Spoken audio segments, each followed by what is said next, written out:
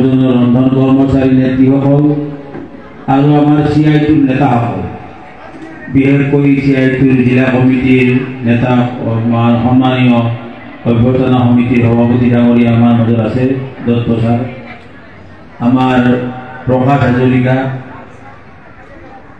জিতেন ৰাভা, গোবিন্দ বৰা ইত্যাদি যিসকল CI2 নেতৃবৃন্দ আছে, তেখেতসকলে CI2 গোলাঘাট জিলা কমিটি, এই জিলা কমিটিক আমি অশেষ ধন্যবাদ জনাব লাগিব।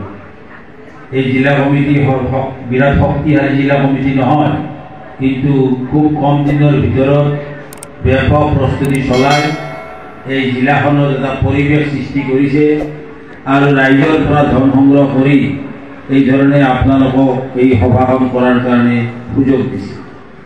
মই কৃতজ্ঞতা প্ৰকাশ কৰিছোঁ CI2 ৰাজ্যিক কমিটিৰ তৰফৰ পৰা।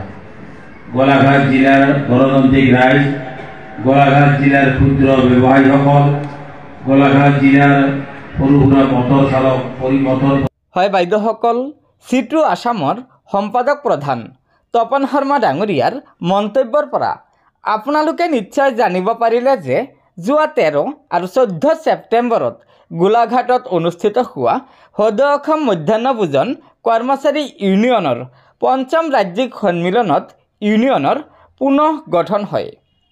সন্মিলনত C2 আসামৰ নেতৃত্বত সদৌ অসম মধ্যাহ্ন ভোজন কৰ্মচাৰী ইউনিয়নৰ সভানেত্ৰী হিচাপে নিৰ্বাচিত হৈছে হনুফা বেগম, সাধাৰণ সম্পাদিকা হিচাপে কনকলতা দাস আৰু কোষাধ্যক্ষ হিচাপে লাৱণ্য ডেকাক নিৰ্বাচিত কৰিছে। গতিকে বাইদেউসকল, আশা কৰা হৈছে যে সদৌ অসম মধ্যাহ্ন ভোজন কৰ্মচাৰী ইউনিয়নৰ নতুন কমিটিয়ে অসম চৰকাৰৰ পৰা ৰন্ধনকৰ্মী সহায়িকাসকলৰ অৰ্থাৎ ৰাজ্যৰ মধ্যাহ্ন ভোজনৰ ৰন্ধন কৰ্মচাৰীসকলৰ অধিকাৰ আদায় কৰাত সক্ষম হ'ব।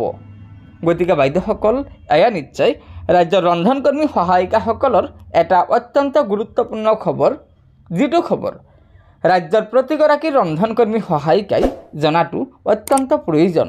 সেয়েহে লগৰ বান্ধৱীসকলক ভিডিঅ'টো শ্বেয়াৰ কৰি আজিৰ এই খবৰটো জনাই দিব আৰু নতুনকৈ অহা বাইদেউসকলক অনুগ্ৰহ কৰি আমাৰ এই চেনেলটো ছাবস্ক্ৰাইব কৰি ল'ব।